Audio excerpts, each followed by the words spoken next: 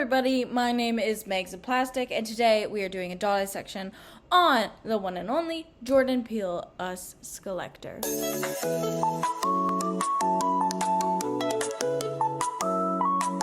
Okay, this doll is based off of Us, which is a movie. It is a 2019 American psychological horror film written and directed by Jordan Peele, starring Lupita, Winston, Elizabeth, Tim. The story follows Adelaide Wilson and her family, who are attacked by a group of menacing doppelgangers. Doppelgangers, if you don't know, are people that look kind of just like you. Called The Tethered. Spoiler warning now. I'm going to give you a spoiler warning because, listen, I'm not holding back. I've seen this movie, so I have personal thoughts on the movie, but also a lot of insight to give on the movie because I learned a lot during this video. But if you've never seen Us, the actual movie, and you want to go in fresh, no spoilers, click off now and then watch this afterwards because you should watch this. But if you want to see the movie, or you already have seen the movie with some knowledge, additional knowledge, then keep watching because I am not holding back. I really am not. I'm not holding back. But I'm going to give you a couple seconds to click off. Okay, that's enough. I watched it in 2019 in the theaters with 3 other people, which is a story in of itself. Which, by the way, I will actually go into because, listen, there's some things that I have done in my past that I'm not super proud of, and I would rather cancel myself than be canceled. This story I'm not super proud of, but it's really funny to me. I'm getting it out the way. So let's give some backstory. I wrote this out really well because I didn't want to reveal any names. No names will be said, but the story will be told because I think it's interesting and I think it's funny. I did watch this in high school. It was 2019. I watched it in the theaters. It was kind of a double date sort of situation. Double date. It was not. I was dating no one. I was watching this movie with a friend group of 2 guys. We will call them guy 1 and guy 2. And then there was another girl, okay? In this story, she's not here for long. So we'll call her girl 1, right?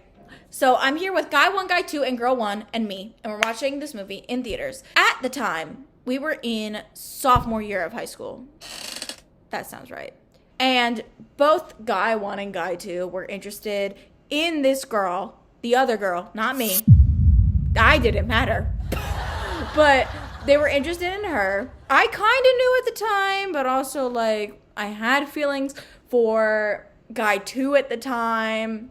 That was a whole thing. Never was gonna happen. I had dreams. Wasn't gonna work. We want to go see this movie. And then they were both talking to me of oh, she's kind of cute. I'm like, okay, that's nice. The guys in high school ended up arguing because they both liked her. It put a strain on their friendship, but they were best friends, so they were fine. She ended up leaving. The friendship lasted only that year, which is really good for her. She was too cool for all of us, which thank God, because someone had to be. She deserves so much more. I hope she's happy. Is she happy? I'm gonna look it up. I mean, she looks hot. She looks great. I don't know. I'm sorry. I saw guy 2 liked a post of hers from this year. I hope he's doing bad. Ooh, she went to Paris. Cute. I hope he's doing bad. I'm gonna look it up. Is he doing bad? Oh, God. He hasn't posted since 2023. I don't follow guy 1 because guy 1 was really awful. So I have actually no idea what he's doing. So I'm really glad she left. So that's the end for girl 1. After she left, rest of the year plays out. I'm still talking to them on and off again. And then freshman year of college comes around, right? So this is a bit later. We started during sophomore year of high school. We're now in freshman year of college. I'm still talking to them. I don't know why. And then I end up getting involved with both of them during my freshman year of college, which is a whole situation. So guy 1, right, during my freshman year was you're attractive now. Because at the time I had lost a lot of weight. And he's like, you're hot now, actually. Do you want to, hang out? And I was like, now, I had always had underlying feelings for both guys. sophomore year of high school, I did try and get guy one's Snapchat. That was a whole situation. We're not gonna talk about it. I was desperate. We were in a psychology class and I was like, can I have your Snapchat? After class, I was like walking with him and he's like, Sure. it was so bad. It was so bad, girl. But let me tell you, I got what I wanted. I went out and I got what I wanted. I'm not gonna like blame myself for that because proud of me for that one. I think this actually, you do need this backstory. I considered Guy 2 to be one of my best friends, genuinely. Well, me and him are best friends and I have these weird feelings about him sometimes. At the time I was single and I also knew Guy 1 was awful. Like, he's just awful. He's been awful since I met him. But I was like, I know he's bad. And Guy 2 was like, what are you doing? And I'm like, don't worry. Don't worry, I'm playing him. I was playing him. And I got played in the end. But I was, at first, I thought playing him. Because he was like, Let's hang out. and we actually didn't do anything the first time we hung out. Like, told me these, like, things, like, these secret things. And I'm like, ooh, wait, you're kind of nice now. Wow. Acted all nice, like, super, super nice. Told me these personal things. I'm like, I trust you. I trust you now, actually. Me and him start hanging out more, and we end up doing things. And he's like, Like, I'm not really looking for, like, a relationship right now. But, like, maybe in the future. so he's like giving me this like hope of like a relationship with him in the future. We're going on dates. We're going out to dinner. We went to the aquarium. We were doing all these things together, but we weren't dating. But we said to each other that we were exclusive and that we weren't talking to other people. So in my head, I'm like, I'm basically dating this guy. And Guy 2 was like, what are you doing? And then I told him, and I'm like, don't worry. I have it under control. Don't worry. Because he's like saying all this, which is not normal. And then Guy 2 is like, Wait, you're right. and then I'm like, yeah. He's like being really nice. And Guy 2 is like, Maybe he's serious, actually. he was not. We were doing that. One night, though, I was over at Guy 2's house. Because, again, Guy 2 was, like, my best friend. I had not been there a lot. But all of a sudden, he's like, listen. He's like, listen. Guy 1 is saying some bad shit to me about you. And I'm like, what? I'm like, what are you talking about? So Guy 1 proceeds to be like, You need to fix your teeth. because at the time, my teeth were not straight. He was like, you need to fix your teeth in order for me to want to date you. And then I was like, and which, by the way, I did get Invisalign. I wanted it. I did want it. Did he start it? Probably. But, like, I did want it. So, like, whatever. Win-win. My teeth are great now. Also, I was, like, saying how we were exclusive to Guy 2. And then Guy 2 was like, No, I don't think you are. and I'm like, what are you talking about? And he's like, Actually, well, he told me that when he was on his trip, he, like, did it with another girl. and I was like, that's not good. We would tell each other, like, we're exclusive, we're not talking to anyone else, we're only doing stuff with each other, and we were going on dates, like, we were going out, he was telling me personal shit, like, I was in full belief of, like, this guy's gonna date me.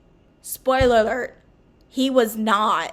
So, in that moment, I'm over at Guy 2's house, I'm upset, I'm like, I'm gonna end it with Guy 1, I'm gonna end this, whatever this is, which, good on me. Wasn't good on me later, but it's fine. But good on me at the time.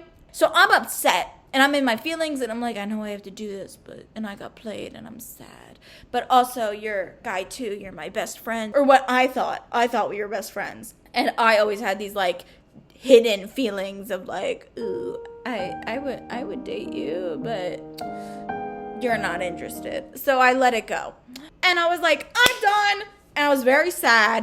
And then Guy 2 was like, No, you're okay. You're my best friend. I love you. and then, I think he kind of understood that. And he took advantage of said situation because it was a good situation for him. And in the middle of that as well, Guy 1 was like going through a breakup. So he was also like freshly single, which did not help the situation at all. He was at the time dating girl 2. It was a long-term relationship, so Guy 2 and Girl 2 had a long-term relationship. They ended up breaking up. I was actually friends with both of them during their relationship. It was awful for me. I was put in the middle of them so many times.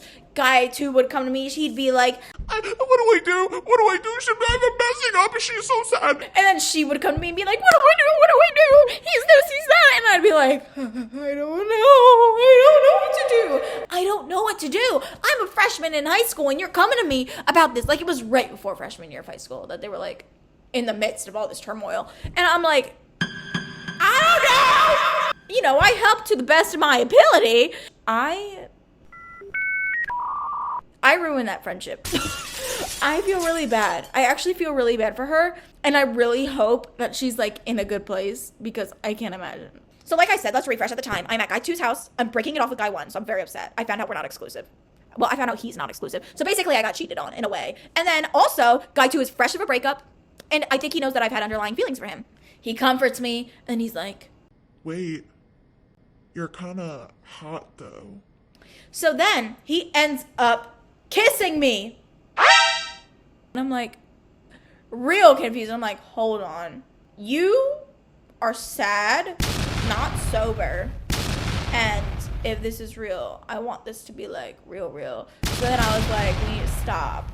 After the fact, though, instead of me going to girl 2 and being like, hey, bestie, this happened, which would have been so much better, he proceeds to go to girl 2, his ex, and being like, I'm so sorry, I messed up and I want you back and I kissed Megan and I feel awful. Sitting here like, oh my god. Because then in her mind, it's like, I just didn't tell her, which I was going to. I just didn't yet. And I texted him and I'm like, are you fucking kidding me? Like, you broke up with her. She's out of your life. You broke up with her. She's still my best friend. You're ruining my friendship. And then, like, it's the least you could do to just keep it to yourself till at least I tell her. Then she got upset at me and that, like, ended our friendship. Rightfully so. Like, rightfully so. I'm so sorry. I feel really bad for her. I hope she's okay. So I did try to repair the friendship with girl 2. It didn't work. That is on me. Like, I do feel really bad. Like, I feel really bad. I feel really sorry. And I feel really bad towards her because of the situation. But I also think at the same time, two things can be true at once. He definitely took advantage of my feelings in the first place because I was over his house. I was upset about Guy 1, broke up with him, freshly broken up. And I've always had underlying feelings for Guy 2. So he definitely took advantage of that situation. Like, a lot. But it's okay. Also, by the way, little, I guess not backstory. It is backstory because it's in the past. But later in freshman year, he actually then ended up admitting that he had, like, almost wanted to take advantage of me, like, during college. Not during college, but, like, during high school, physically. And, you know, that's what kind of ended our friendship. So, he's admitted to being a terrible person, and it's great. Again, I won't say names because I don't want them to, like, die. After I tried to repair said friendship with girl 2, I went back to Guy 2, and I was like, well, we should go on a date. And he was like, no. I'm like, God fucking damn it. So then I had to eat that, and I did it. I did, whatever. It is what it is. And I was like, it's fine. And then I, like, realized, I'm like, oh, men are just, like, awful. Most men are just awful, actually.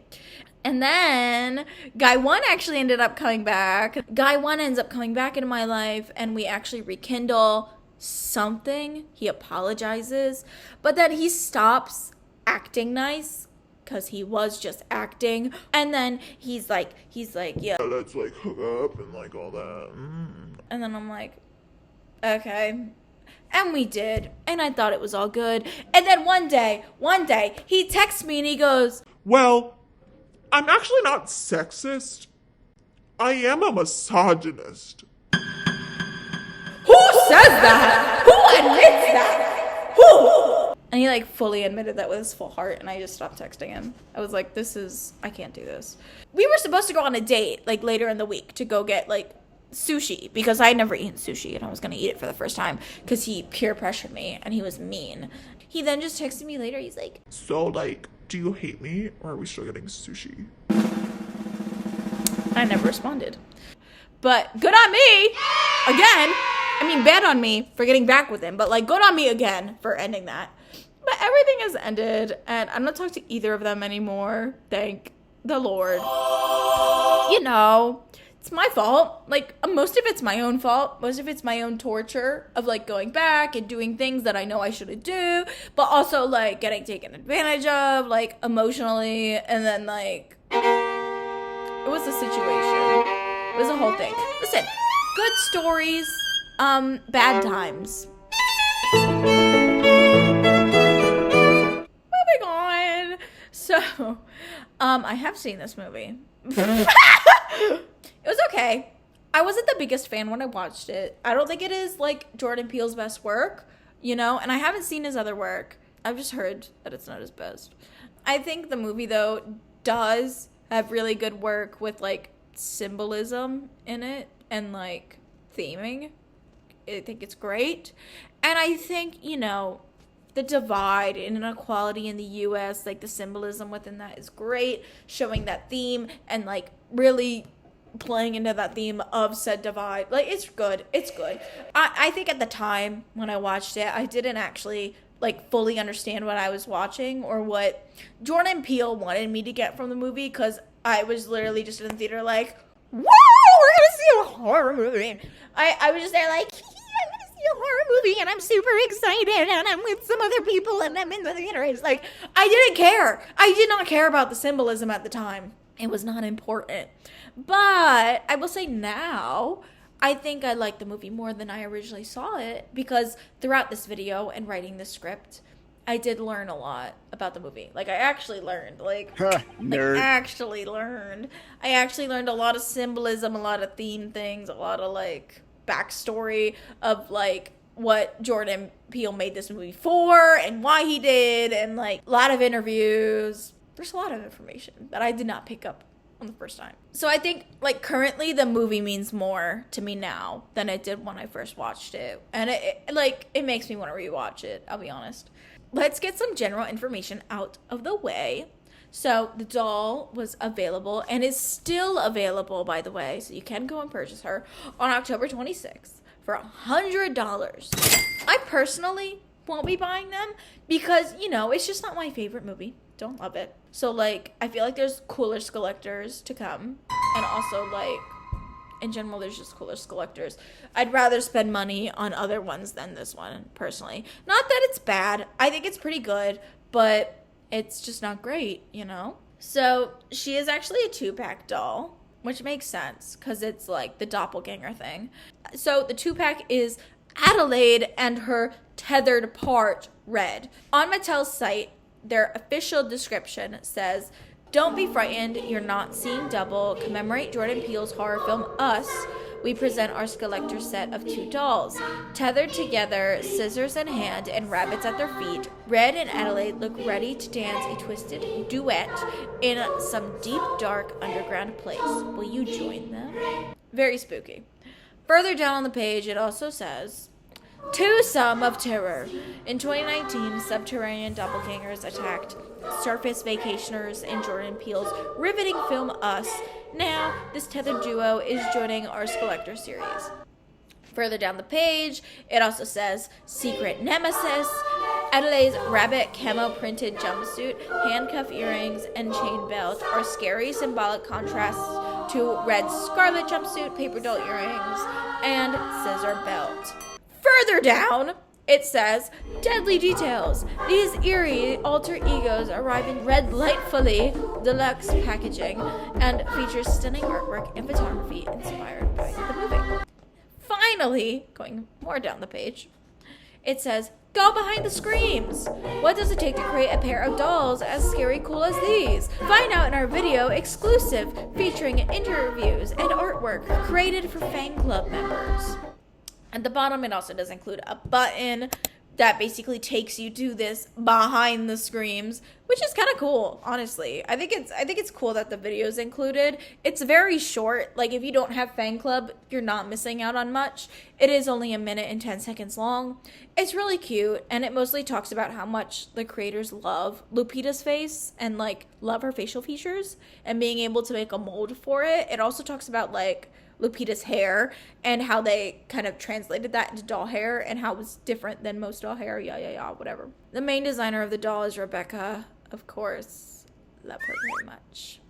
But she does talk about leaving a lot of little details from the movie on the dolls to introduce you to Jordan Peele, or if you are a Jordan Peele fan, to introduce you to Monster High. Let's do our dissection, I think. Yeah, we'll start with Red because, like, the tethered are the real victims in the story, and we'll get into that.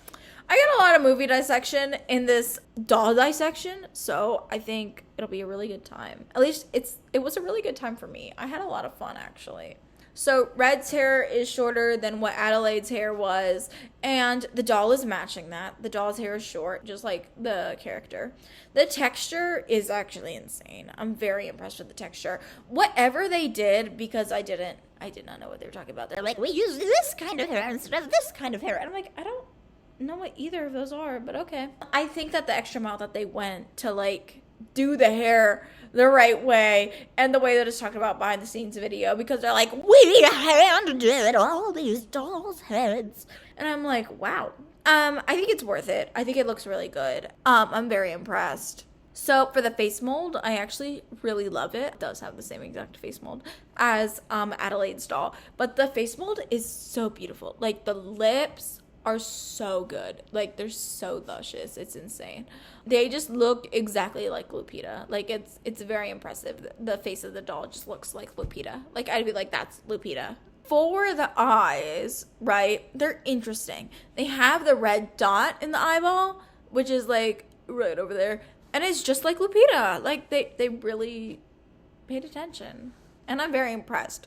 Because, again, for me, small details, like things like that, like small details. That's what makes me think that they went, like, an extra mile with the doll, because small details like that are kind of hard. So I really appreciate it, because they could have just left it out, you know, but they didn't. The makeup on the eye is very natural. There is a little more red, like, on her doll around the eye, while Adelaide's is more normal, natural, like just browns. So I appreciate that. I think it's nice, and it helps with, like, the color of the jumpsuit. It doesn't feel out of place. I don't know. It feels like it just matches.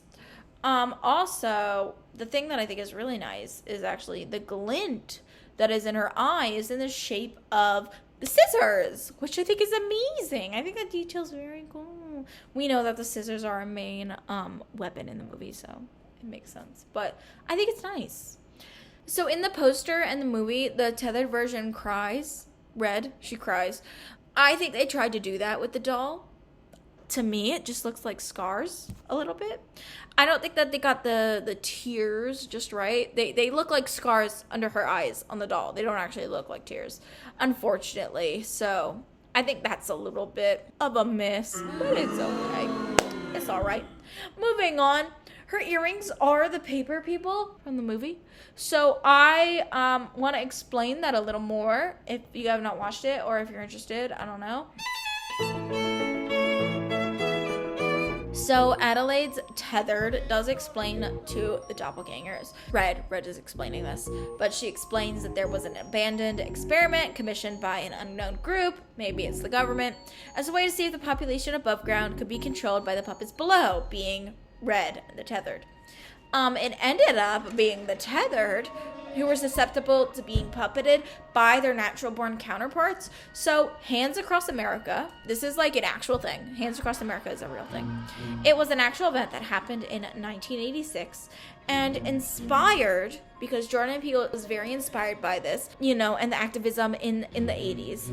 This massive undertaking by the Organization of USA for Africa was meant to raise upwards of $100 million to fight homelessness and hunger, and also having 6 million people who would pledge $10 or more to participate by form a coast-to-coast human chain, the paper chain, a human chain holding hands from New York to Long Beach, California.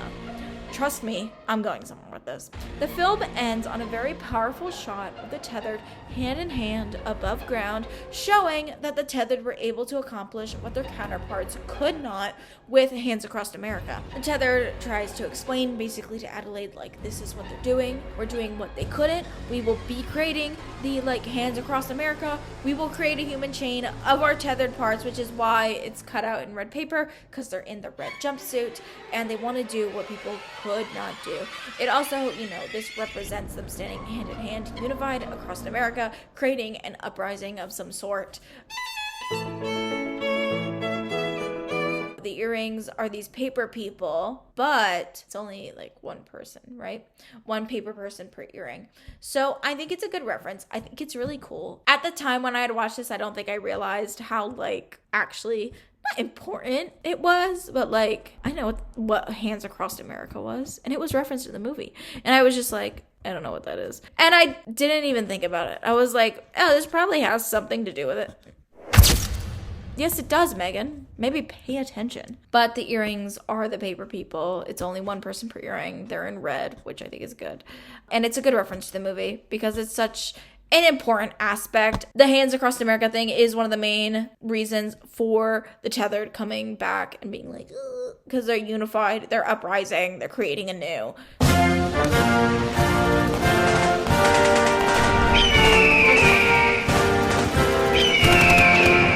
This movie creating the idea that we need to care about this divide in America because at some point we might not actually have that option to care, or we may just be ignorant or unaware, like a lot of middle class families. Like in the movie, how the other families are very middle class. You can tell they're well off. Because an uprising will happen, And you need to be educated and you need to care because in the future, when this happens, we won't have that choice. And the divide will become so large to the point where the people who are poor, they don't have anything to lose at that point. They don't care. They have nothing to lose. So why not uprise? While we are staying ignorant, why not uprise? Because we're ignorant. So we don't care because we have it good. I love the part of the movie where Red says to the other family, they ask her, what are you?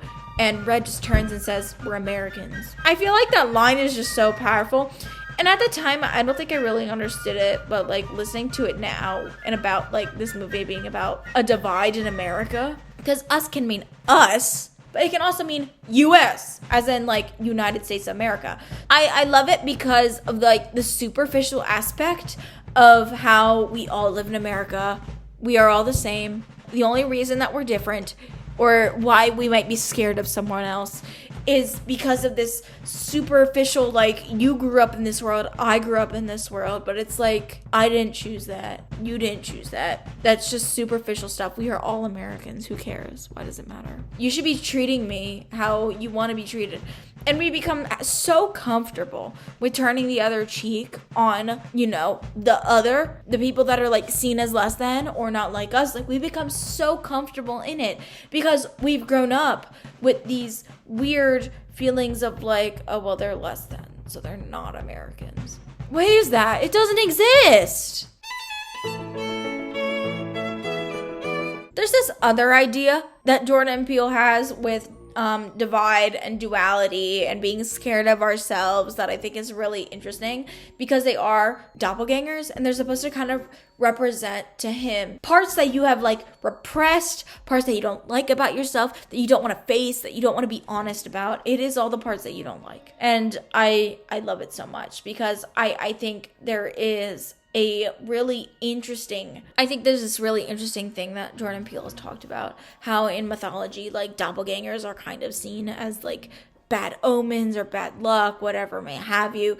There is this idea that your own morality is in question when you interact with someone that is a doppelganger of you. It's scary because we don't, want to face the parts of ourselves that we repressed or be honest and be I don't like this part of myself. Nobody wants to be honest. I don't know. That's it. That's it for the tangent. But it was a good movie, and you really should watch it. If you haven't, you really should because it's good. And there's a lot to take from it. And I want to rewatch it because I feel like there's so much more to take from it knowing what I know now than what I did in high school. So Red has this lovely little red jumpsuit, which makes sense because that's what they wear in the movie. She has the paper people pattern all over it. It's kind of hard to see. I did not see it at first, honestly. I kind of ignored that. I didn't ignore it. I just didn't notice it. It's still red, but they have the paper people just kind of lined in a pattern all across the jumpsuit. I do really like it. I think it's subtle, like the pattern. I think it's subtle. And the way they have it tailored, like the collar looks so good. It looks so professional. They even have like a little button on the collar. It's so cute. I feel like the jumpsuits were kind of plain in the movie, and they heightened it to another level, you know? Her hand actually does have the glove that like the characters wear in the movie, which does look very movie accurate. Very movie accurate. It's kind of insane. It looks like the same exact glove. I mean, they have the same exact holes and the button. Like, it's kind of perfectly movie accurate. I'm very impressed. Maybe not the color, but like very close. The original jumpsuit in the movie does not have any like bells or whistles on it, but you know, with the Monster High doll, they added this belt, this like gold belt situation, which I think is good, you know? It has some scissors, which is like the main weapon. It's a belt of scissors. It's interesting because it's more elevated and it's making it more fashion, which, you know, hello, it's Monster High, like, and Skeletor, why would they not? I'm not complaining because I think it's cool. I think it helps also define her waist, because I think sometimes with that jumpsuit, you're like, you just look like a red blob. But like with the belt, you actually know where her waist is. So I think it's great. I think it adds a lot. She does also come with like her own pair of scissors, which are interesting. I do have to complain. It is not 100% movie accurate. I'm sorry. So in the movie, we see that the handles are kind of like round. They're more oval shaped. On the doll, the scissors are kind of petal shaped, like the little hole where you put your fingers in. They're petal shaped. They're not just round. I don't know why. Just make them round. I feel like it's almost easier to just make them round, but whatever, it's fine. In the movie, the scissors do help in creating that sense of like divide and duality, so I'm glad it's included. And in this sense, you know, the scissors are also a dual object, like within themselves. And Jordan Peele has talked about this, how they kind of live in the mundane, but they're also kind of scary because they could be a weapon. They're sharp, they're pointy, they could stab you, they could stab someone, like you could do some damage. Scissors are also just two-parted objects. They're made up of two parts, and they also cut things into two pieces. You know, this makes a perfect weapon for the movie and for the tethered, because it really focuses on that divide aspect that Jordan Peele was kind of going for. It also just goes with their, like, motion of, like, we were divided, and they probably use the scissors to make that paper people chain. So, makes sense that they would have scissors and want to use them as weapons, because they're like, I can see what I can do, so let me do it to you. Moving down to her feet, she does have these sandal type of heels, which, by the way, in the original movie, the tethered do wear these like beige tan sandals, and they're flat and they kind of look ugly, and it makes sense. They're kind of mid. I would not wear them. But they do reference said shoe in the way that they have them as sandals. Like, they still are wearing the sandals. On the front of the shoe, in red ink, it says, "Find yourself," written across the two shoes. I think that this kind of plays into that idea of the tethered being almost you, but the worst parts of you.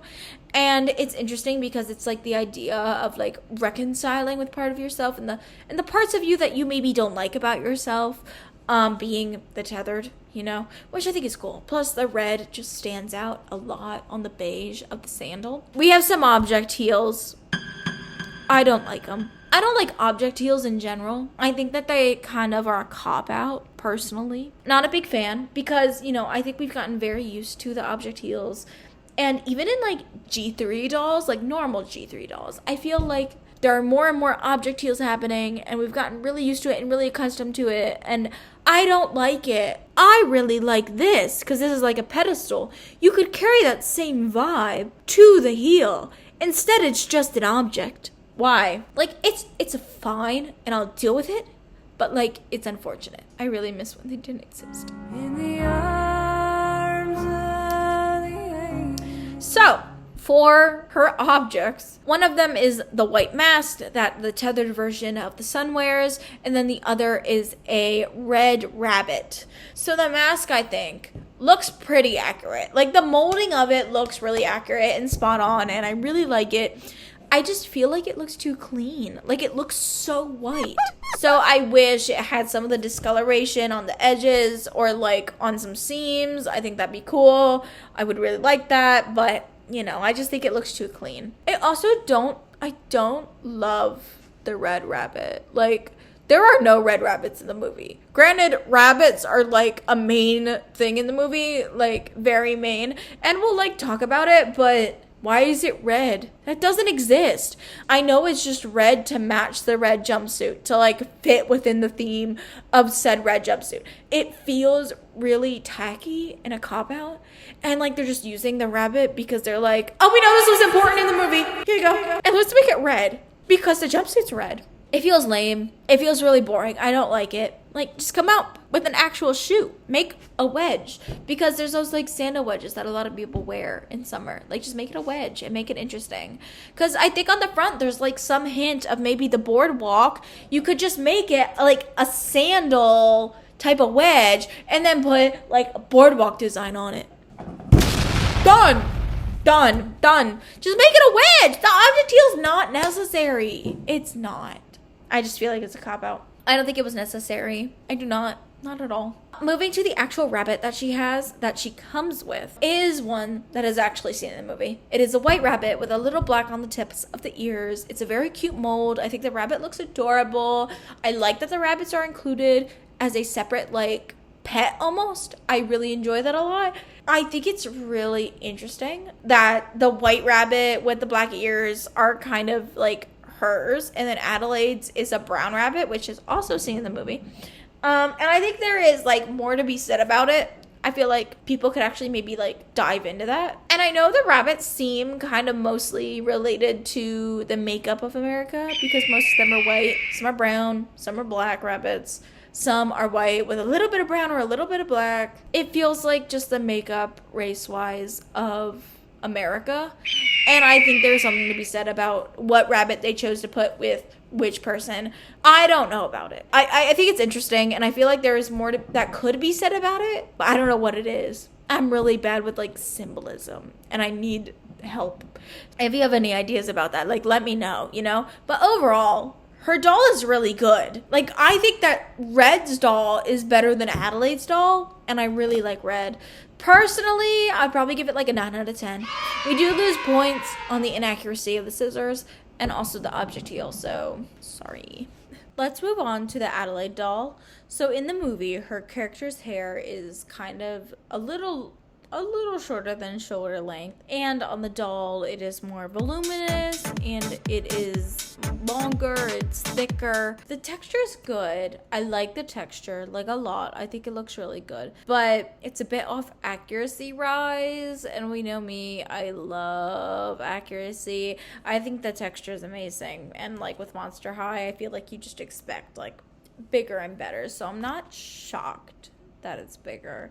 In the doll's hair, she actually does have a little gold hair clip, which I think the gold was a really good option in general for the accessories, because there's like gold accessories in her, there's gold accessories on the other doll. I think they're just good because the main colors of the movie are red and gold anyways, especially like tying into those sisters and the movie poster and all that. The hair clip that she has is actually the fire poker weapon that she uses during the movie, during that final fight scene between her and Red, which, by the way,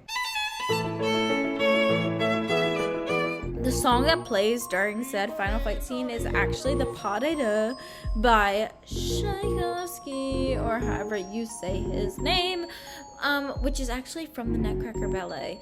I know that the fight is almost like in of itself a dance, and it feels like a dance, but the fact that they use a song from the Nutcracker is really interesting because I feel like it plays into that aspect that Jordan Peele really wants with that divide, and the way that in the Nutcracker, like, Claire dives into this nightmare, like, mirror world, so it's like the above and the below. Like, I think it's great. I think the hair accessory, like, you get to see it really well because it's gold, and I'm really glad they included it because it is her main weapon, and you get to see her main weapon like Red's, which is the scissors. Her eye shine is a little different. Her makeup is generally the same. The colors are more neutral. There's no red in the eyes, but her eye shine is different, and it looks to be maybe like a safety pin.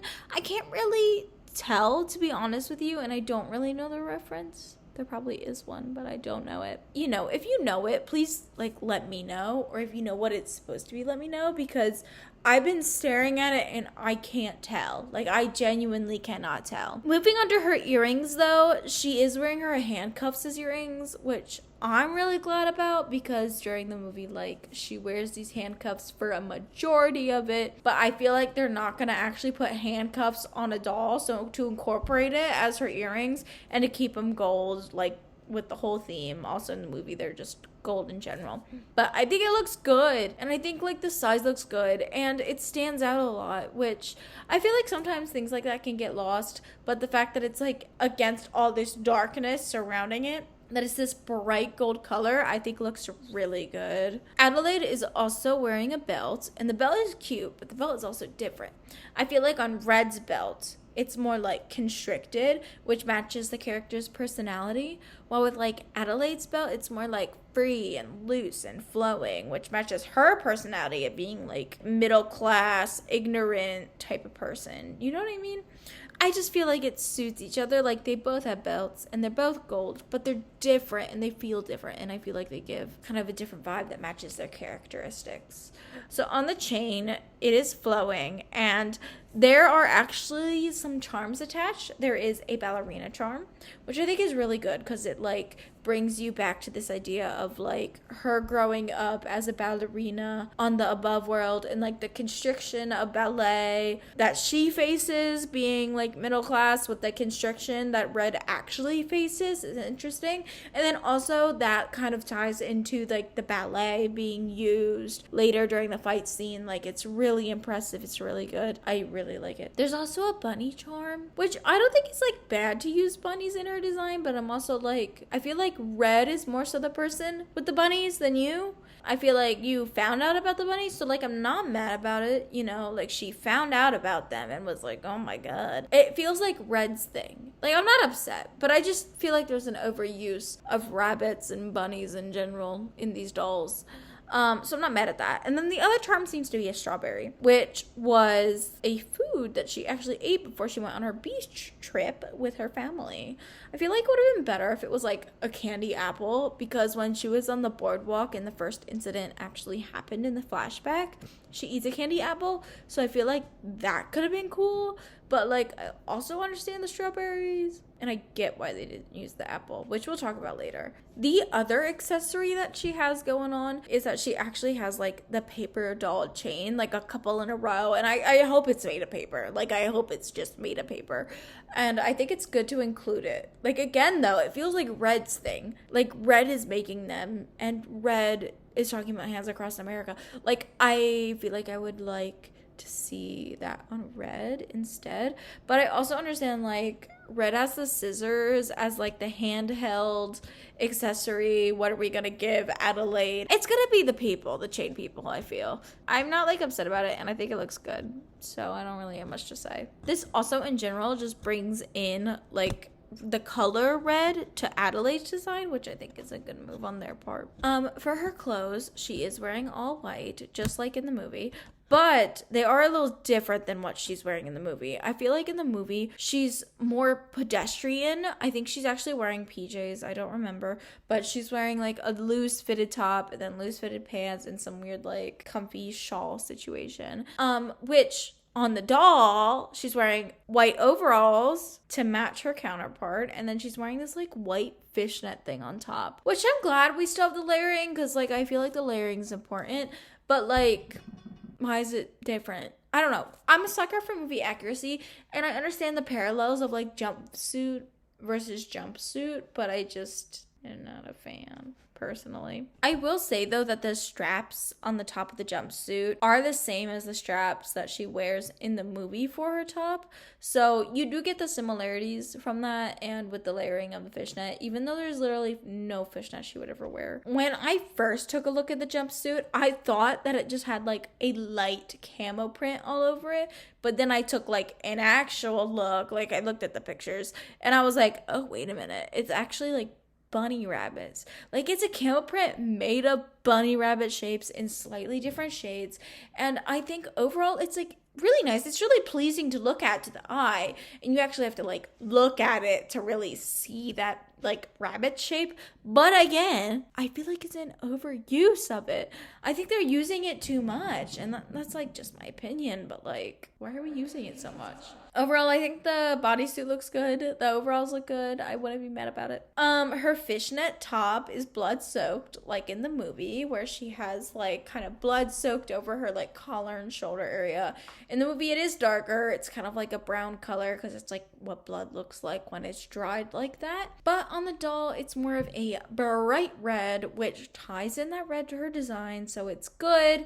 But it's also not accurate. And then I just feel like it's not accurate except for like this random splotch of like black that's on her shoulder. And I want to say, I feel like the blood looks too perfect. It looks too like drawn on. It doesn't look organic in any way. And I feel like I wish it did. Like I wish the blood splatter looked natural and organic, but it doesn't. Like it just looks too perfect. And I feel like it just reminds me of that blood splatter pattern that the Chucky Tiffany doll has on her dress for some reason. Moving down, I don't remember what her actual shoes were in the movie. I forget. They're probably like slippers or something, or like some basic white shoe.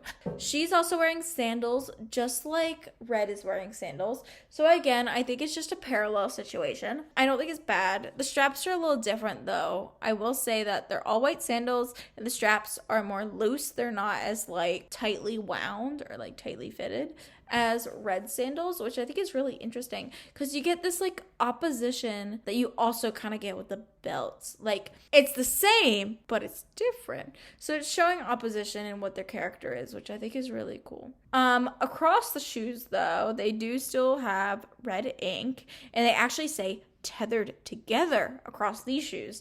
I think this is like a good reminder to Adelaide of like, you'll always have your other. You'll always have Red. You're always going to be connected to each other. You can't escape the parts of you, because that's what it's supposed to be. The parts of you that you don't like. Like you still have that and you'll always have that. And you kind of like have to face it eventually, you know? And then on the heel, she also has object heels.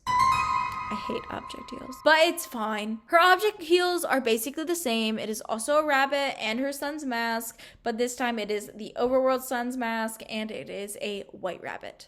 So obviously with the rabbits, the color is literally just to match the jumpsuit, because on Red's, the rabbit is red to match the red jumpsuit. On Adelaide's, the rabbit is white to match the white jumpsuit. I think it's an overuse of rabbits. I think it's a cop-out. I don't like it. I'm not a fan. The mask, though, does look good. I think they did a really good job at replicating his mask. The colors are there. There's different colors. I appreciate it a lot. But there's also an inaccuracy part, which doesn't make sense to me. Like, there's these added eyebrows on the mask, which I don't like because I never saw any eyebrows on that original mask. Just get rid of them and it's perfect. Like, you have a perfect mask. The colors look great. But for some reason, there's no point for the little eyebrows to be there. Just take them away.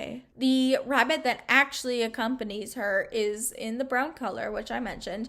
I'm really glad that we have two different versions of the rabbits, because in the movie there was a lot of different versions. But I do think it's interesting that like Adelaide is getting a brown one and then Red is getting a white one with black spots. I feel like there's like more to be said about it. Like, why did you choose that? Why did you choose which color to give who? I think there's more to be said that I just like don't know about or like don't have an idea about. So if you have any thoughts on this, please let me know, because I feel like there's like importance, but I don't really know what it is. I know in the movie that like rabbits are very important, and there's like, you know, it's a source of food for the tethered because of the ease with reproduction that like rabbits have, but it also serves like a deeper purpose in the movie of being like, you know, rabbits are the most experimented creature like scientifically, and then the tethered are a scientific experiment, so like that symbolism kind of is interesting. And then a lot of times rabbits are seen with rebirth and a new beginning, and the fact that there's like an uprising in this movie could be like the new beginning for the tethered and also like a new beginning for America, so it's a good symbolism for them as the rabbit. I also just know that Jordan Peele is terrified of rabbits, like personally, and he's talked about it. He has like stated that they have this weird duality, which, you know, like most of his movie, there's a really sweet innocentness to rabbits, like a prey animal, but there's also like in their eyes this creepy nature, and Jordan Peele has mentioned this many a times. He's like, if you took a bunny's brain and you put it inside a person, that person would be a sociopath. And I'm like, Jesus Christ. He's also just talked about how like their ears are shaped like scissors, and scissors are the main weapons. It's very interesting, it's very fitting. And also another interesting thing is that the daughter on the overworld actually wears some stuff with rabbits on it. She's like a shirt that has a bunny shape on it, and then one of her sweatshirts says the word rabbit, I think in Vietnamese, which is really interesting. So we really kind of play into those things, which I think is kind of cool. His first horror movie also was The Fly, which is an amazing movie, but also it's a horror film about a human and an animal being smushed together. So like, I'm not shocked about his use of animals in horror. I'm not like surprised. I feel like The Fly maybe had a big impact on him. I also feel like in general that rabbits are kind of like a symbol now in horror media. They show violence now, even though they are these like prey creatures. And I know like the first person who kind of did that was the White Rabbit from Alice in Wonderland, which is also an interesting thing to think about because she's basically diving into this like parallel world of her own that's like not good at all. Like she thinks it's gonna be cool, but it's actually not good. And then there's also like Donnie Darko, and like the rabbit from Pets is more menacing, and like I don't know. I just think they're very demonized in media now. So, and they contrast. They're just like prey, like instincts of nature, and it's very interesting. And I think it's very off-putting. Like, it is interesting that like in the beginning of the movie, we have this like scene where they're all in these cages and like undescript location that you're just like, what's going on? And then eventually at the end of the movie, they're all like freed and like they're roaming freely, and you're like, okay, I guess that's okay. I guess that's fine. I don't know. I just think there's like an interesting thing to be talked about that I just don't know enough about. You know what I mean? With what color rabbit is with what person, period. So, I think that overall, I would probably give the Adelaide doll like a 7. She's not terrible, but she's not great. Maybe like a 6.5. I don't like her very much. Moving on, let's talk about the box. How it's normally set up is there's a sleeve and then there's a box inside. The sleeve is really good. I really actually like it. So on the front, they're just looking at each other, Adelaide and Red. They're mirroring each other perfectly, which I think is really good. I think it really kind of ties into the movie and like the theme of them being connected throughout the movie and like being mirrors of each other and doppelgangers. So the fact that they're just like mirroring each other on the front, I think is really good. And the side profiles look great. On the side of the box, they're also mirroring each other, but it's kind of in a different way. They're like facing you frontal, but then they're like stacked on top of each other. And I think that's really cool. I'm glad that they did that. There is a pair of scissors that like divides them. And then on the back of the sleeve, they're just both standing there facing you. But in the background, it looks like the classroom scene where they're about to have like their final showdown, you know? And I think that's really good because I feel like the classroom scene is very important. It has the whole chalkboard where like Red is explaining Hands Across America and what they want to do, and then they end up fighting. So I think it's cool. I wish they were kind of in their fighting poses, you know?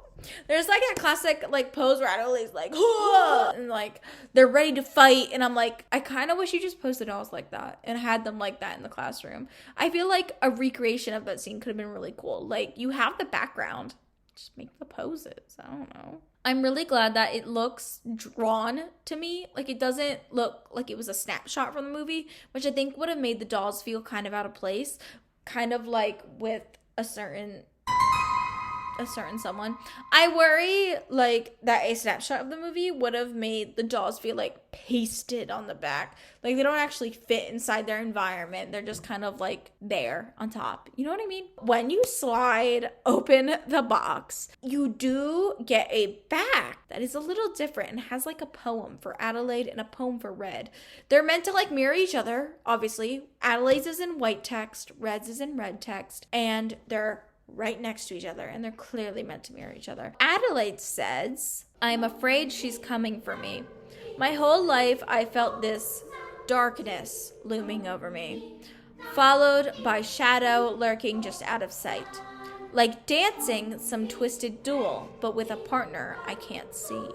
The dread of a reckoning grips like claws around my heart, like wrestling with a pair of hands obscured by the dark. Will I be strong enough to break free, to face the warped reflection that smiles back? For the sake of my family, I will have to be." Which is really cool. I actually really like it. And then Red's poem reads, "I am coming for her. My whole life I've been burning with a higher purpose. Drawn to a sun I am not allowed to feel. Like scuttling on silent rabbit paws, I creep ever nearer.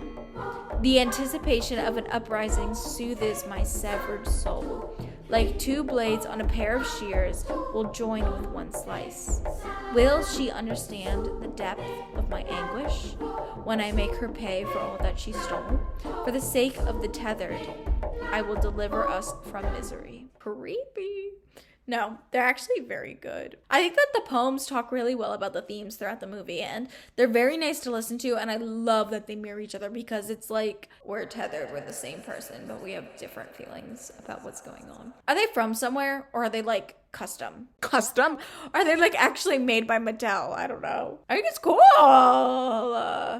It does make you realize that like nobody in this situation is really wrong. What they did throughout the movie is not awful. Like, you're like, yeah, I would do that. Like, if I was being attacked by tethered, I would also defend my family and want to kill them. But also, like, if I'm tethered, I want an uprising. I want to be known. I want to be seen. Like, we are people. Both sides are correct, but like nobody's wrong, except until maybe the end. But like, we'll talk about that. The pose that the actual dolls are in, though, on the box is pretty simple and kind of straightforward. They're facing forward, but they're kind of leaning in towards each other. And they, hold their accessories. And then the bunnies are, like, in between their legs, and they mirror each other. They're, like, facing each other. I think there's not too much to this pose. It's very simple. The background does seem to be an idea of the funhouse, like, mirror room scene from the movie. It's kind of hard to interpret, just a little bit. That's my only complaint. I feel like the art of it is wishy-washy. I'm having a little trouble, but it's okay. Overall, I think the box is good. I just think the mirror background could get a little confusing to some people. I was confused at first. By some people, I mean me. So I feel like I give, like, an overall, like, 7.5 for the box design, just because the mirror scene is a little confusing. I don't know. Listen, last warning, because my thoughts are going to finish up.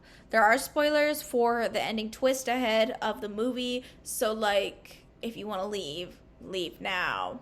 I'll give you, like, 5 seconds.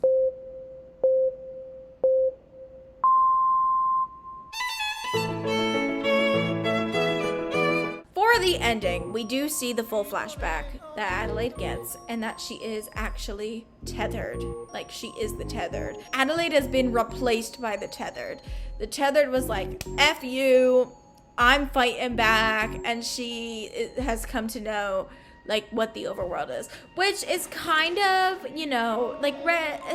So Red is technically the original Adelaide getting taken from her, like, comfortable life up there. And it's kind of hinted at through the movie, because her parents at the beginning are like, I don't know what happened to our daughter, she's not talking. And then she's also like, oh, sometimes I struggle to speak. It's because she learned English. She had to learn it later in life. So, like, it's hinted, but it's not obvious. And also the fact that Red is the only tethered that can actually speak English. And she's like, my voice is harsh because I haven't been able to use it. Like, no duh. Because no one speaks English because they're not from above there, unlike you. Like, it makes complete sense. So, at the very end of the movie, her son does kind of realize what she has done, that she is not actually from that world. She's actually from the tethered world. And there is this, like, creepy scene where the son pulls down his mask and, like, looks at his mom like, I don't really know who you are.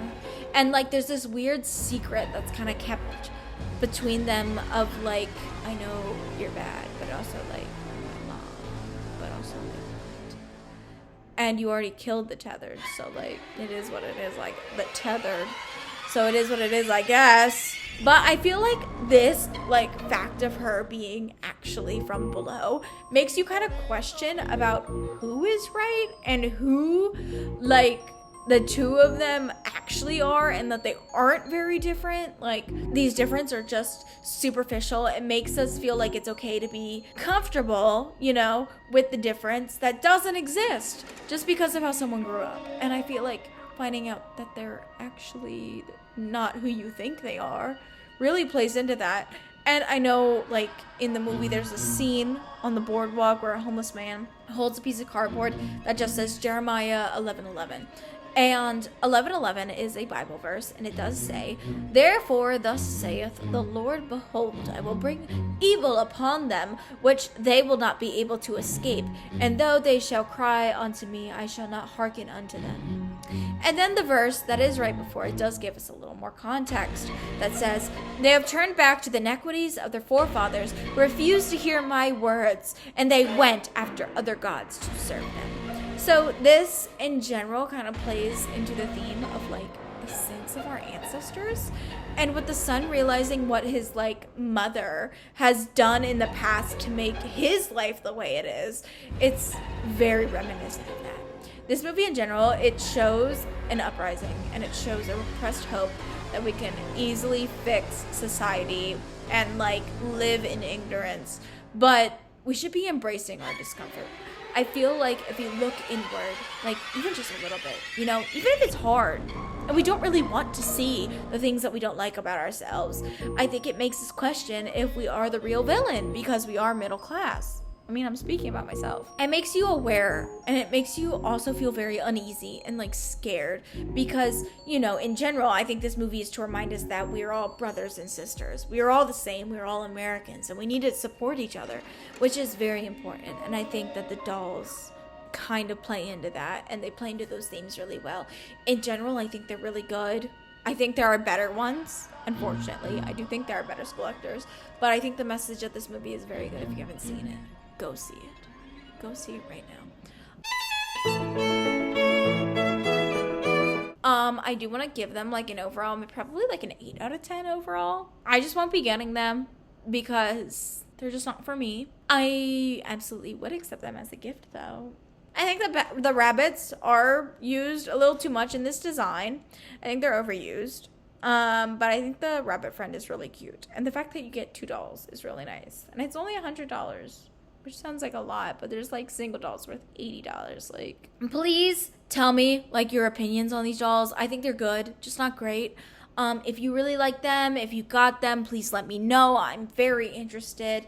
If you liked the movie, let me know. I am really glad I did this because I feel like I learned so much about this movie throughout making this script. And, you know, I think it's made me kind of appreciate the movie even more than I originally did when I first watched it in, like, 2019. And it makes me want to rewatch it. I feel like this discussion was really fun. I think I learned a lot. And I really like that. But let me know if you got them or if you're gonna get them in the future.